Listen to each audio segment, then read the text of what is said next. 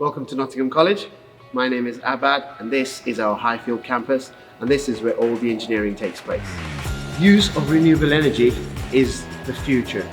And that is just a smaller example of that wind turbine. As you can see, it spins, creates energy for you, which you can store.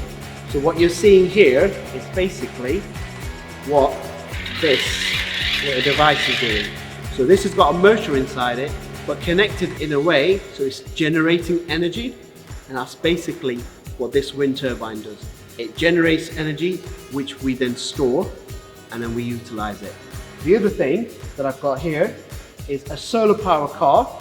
It's just a smaller example of how we can use cars or how we can make solar cars. The industry is not that advanced, but this is where you as future engineers will come in.